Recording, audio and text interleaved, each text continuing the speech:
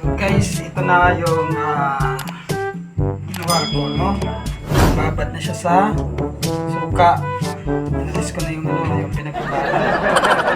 So, ito yung pipino sa kalamansi.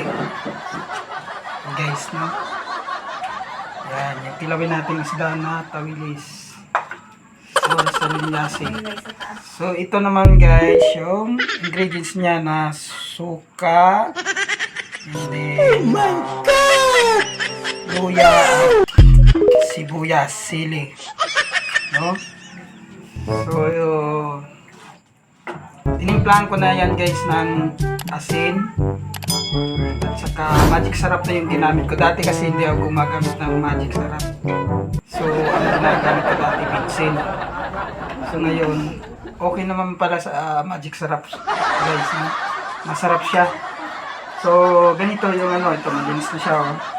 Kababad na yan lahat. Tinapon ko na yung pinagbabaran. So ganito yan guys, pagawa ng kilawin. So ito, buhos mo siya dito yung suka. Tapos guys, yan, may buhos na templado na yan. So, ang gagawin natin dito, imikos-mikos na lang guys, no? Mikos to the left, mikos to the right. Yan, minikos-mikos ka na yan. No? Mga insan, namikos-mikos na yan. Yan na siya guys, no?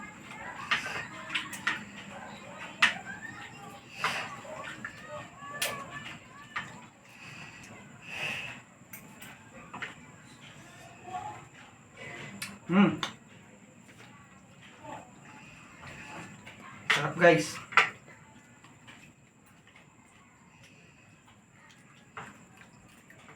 So, ganito yan. Yung kalamansi niya, oh.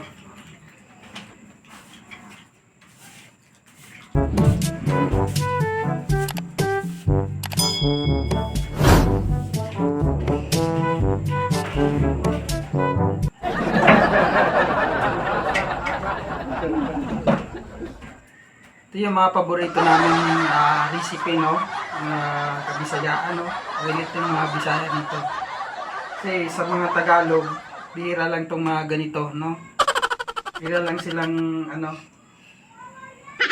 siguro natututo din sila sa mga natitikman nila sa mga Bisaya talaga ang magaling. Bisaya sa kalam. Pagdating sa mga ganitong kilawin guys, no?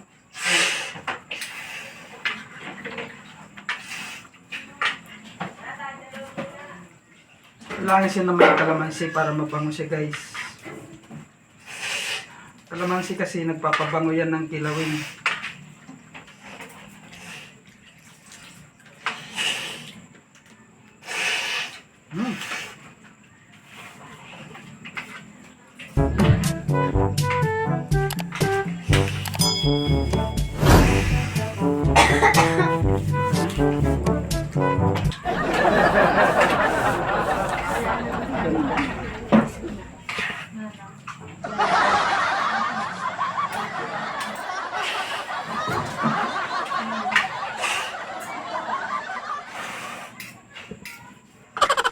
So, ganito yan guys, no? Yan.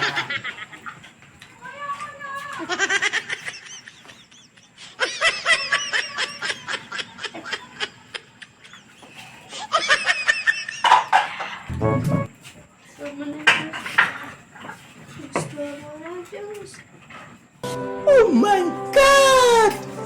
Wow! Hihilitan kita. Gusto mo ng kiss? Sige, pagbibigyan kita. Gusto mo ng hug? Sawa ka. Sasakyan kita. Gusto mo? Sasakyan kita. Sakay na!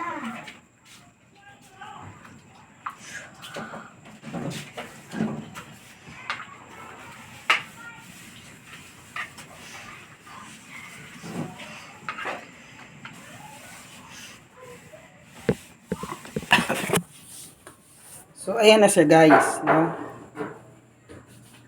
Ayan. So, ayan.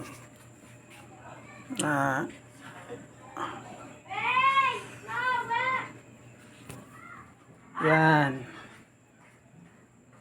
Yung finished products ng ating kilawing isda. No? So, yun guys. Focus natin. Yan. So, ano yan? Hanggang dito na lang tayo guys. At imikos-mikos na natin yan. No? Okay. Thank you.